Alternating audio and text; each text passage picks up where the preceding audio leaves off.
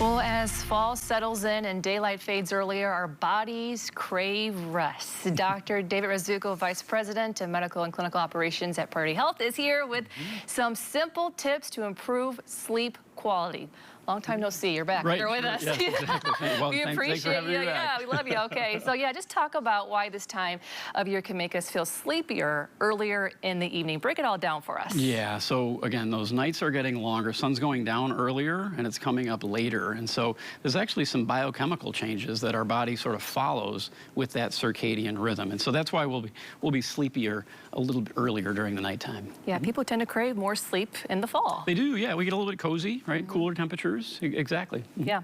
So I have a question for you. Is it normal to wake up groggy in the fall, you know, even after a full night's sleep? Yeah, so if we're saying that we're getting a full night's sleep, we want to talk about really two things, both the quantity of sleep, how many hours you were sleeping, in addition to the quality of sleep. And so if we're sleeping with good quality for ourselves, we shouldn't necessarily be waking up groggy.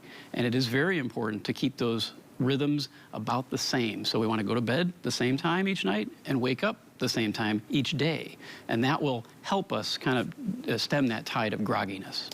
So what are some simple ways to improve sleep quality during the fall season? What can we do? Yeah, so similar to just all year long, being attendant to the rhythms and the calendar for yourself. So keeping the times you go to bed and the times you awaken pretty consistent. Think about the environment that you're sleeping in. Not only the bedding, the clothes that you're wearing, you want breathable, loose, because we don't want to overheat at nighttime. Think about the temperature of the room that we sleep in. It's generally recommended to be a little cooler than some, so maybe shoot for about an average temperature of about 65 degrees, 65 to 67 on the cooler side. And then certainly think about all those ambient sources of light that we'll see, because anything that's got light can affect our ability to get into those deeper phases of sleep. So that includes things like a coach light outside that's maybe shining through a window. Might even be our cell phone or any digital tool that we've got inside the room that we're sleeping with. And oftentimes those alarms, even if it's a low emanating light, can interrupt the sleep cycle long enough that it really can impact the sleep quality.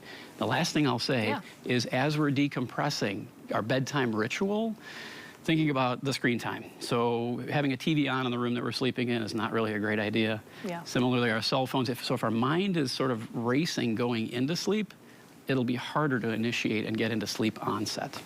And then let's, of course, talk about nap time, because it can be easy to want to take a nap, especially when it's getting darker earlier. Sure, or just, you know, daytime busyness, taking that little bit of a nap during the daytime. It can be very effective if we are sleep deprived or chronically sleep deprived to take a little bit of a nap during the daytime.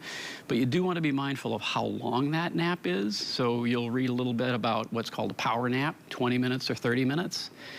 When we get beyond about a 90-minute period, that's when it can start affecting our ability to sleep at nighttime. And so a good guide there would be, if you do take a nap during the daytime, if it's affecting your ability to get to sleep that same night, then maybe a nap is not really great for you. But if your sleep initiation is not affected, then you're good to go. Yeah, for sure.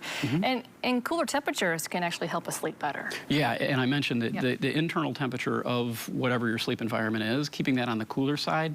The AASM, which is the American Academy of Sleep Medicine, anywhere from 62 to 67 degrees and kind of averaging about 65 at nighttime is reasonable. So if you make some changes, what you talked about, right? If you're having a hard time sleep, but you're still having a hard time after making some changes, then what should you do there? Yeah, so one of the things I didn't mention is good nutrition and exercise, adding those things into your overall day-to-day routine, eliminating things like alcohol before sleep, etc., because that can all affect the circadian rhythm. But if you do feel like you've made all of those changes and you're not certain that they're being effective for you, then consulting your physician is probably not a bad idea. Okay, Dr. David Razzucco with Priority Health. Thank you for having me.